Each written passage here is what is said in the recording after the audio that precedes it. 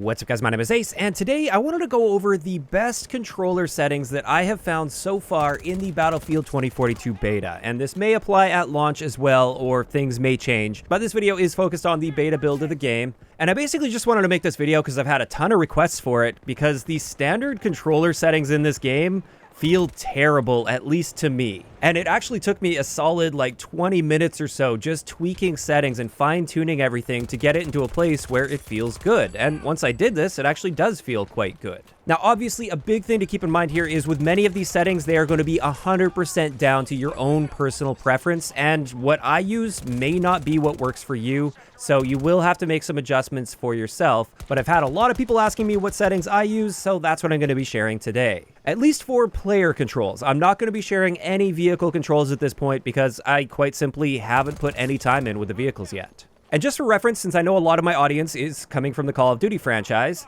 I tend to use an 8 horizontal and 8 vertical sensitivity in Call of Duty with a roughly 0.7 or 0.75 aim down sight multiplier. So if you tend to like a higher sensitivity in Call of Duty, then make sure you also make that adjustment when you're adjusting your Battlefield sensitivities. And same thing goes if you tend to like a lower sensitivity than what I tend to use. But let's hop right into it here, and we'll start off with our controller schemes. Now, I play on a tactical layout in Call of Duty, which means I crouch and go prone with my R3 button. I click that down in order to go crouching or prone, and then I melee with my circle button.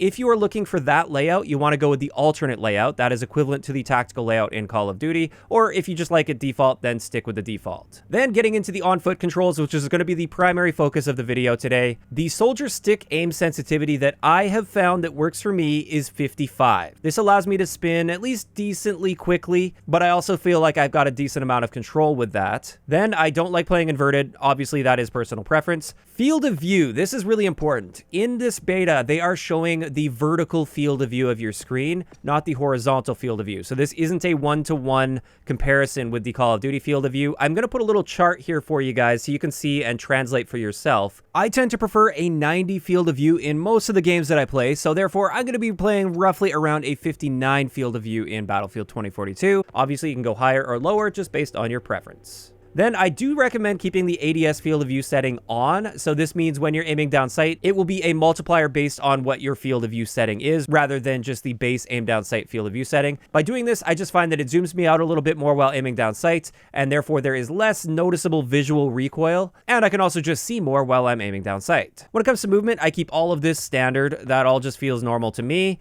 And same thing goes with the zoom, aside from our soldier zoom aim sensitivity. With this one, I go with a 23 value because I like having a lot more fine control over my aim while aiming down sight. I like to be able to make fine movements, and I don't really need to spin around really quickly while aiming down sight. If I need to spin, I will just come out of aiming, spin quickly, and then aim down sight again and re-engage. So especially with the very limited aim assist in this build of the game, 23 feels really good. It is quite low, but I have a lot of fine control over my aim with that. After this, I don't like having parachute auto deploy on, but again, these are just personal preference sort of settings on that. However, some of the more important things that I wanted to look at here that really make a big difference. This is the vertical stick aim ratio and the vertical stick zoom ratio. So that's when you're aiming down sight. So I have found that dropping this down to 15 for both feels the best to me and the most like Call of Duty. If you crank this up too high, I just find that aiming on various elevations becomes very difficult and it just doesn't feel natural. And the best value I have found so far has been 15. This is just what feels right to me.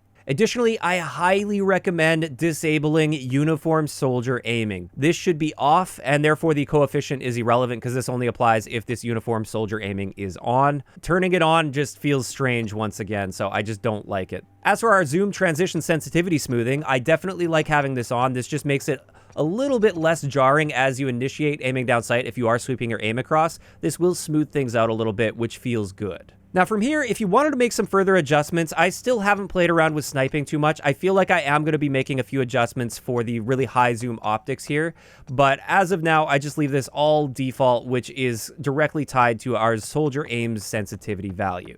So those are the primary settings that I use, and that makes it feel a lot more Call of Duty-like to me. However, there are some other important things we want to do, and this is scrolling over to the controller tuning tab. And with this, I like turning all of my vibration off. Then the main thing that I did here is for my sticks, I like to reduce the dead zone down to about 5. That's what works for my controller. I think the default is 15, and that is too high in my opinion. You're definitely going to have some weird feeling if your center dead zone is too high on your sticks. The left stick isn't quite as important because that's just for movement. It's mainly the right stick you want to focus on. I'd recommend dropping that down to 5 or less, but some controllers have a lot of drift if they do get this low, so you do have to tune that for your specific controller.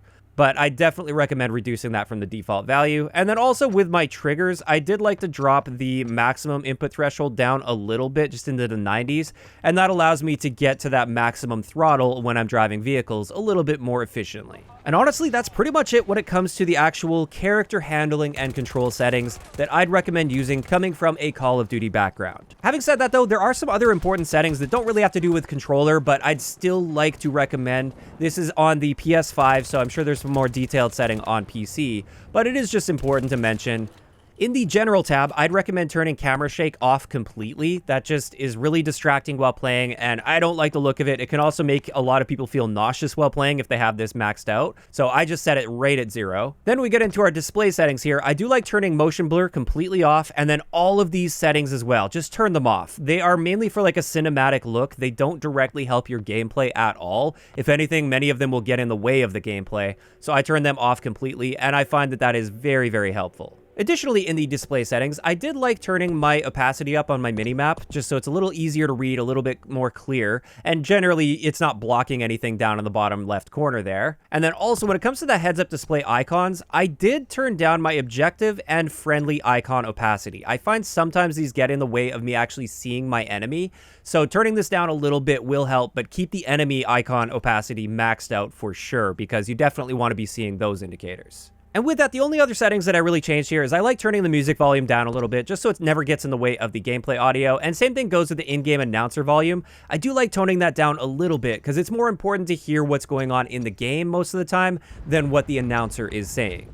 And with that, that's going to wrap it up for today's video on what I have found to be the best settings while playing on a PS5 with a controller during the Battlefield 2042 beta. Now, I still may make a few minor tweaks and adjustments from here, but I'm actually quite happy with what I've got going on here, and I do find that the gameplay feels so much better with these particular settings. So hopefully that was able to help you out. If it did, please let me know down below. And if there's another setting that you'd recommend that I change that I haven't shown here to be changing, please let me know as well. Maybe there's something I missed and I could improve my settings as well. If you enjoyed the video, a like rating is always appreciated. And don't forget to subscribe for more if you haven't already. I'll talk to you guys next time.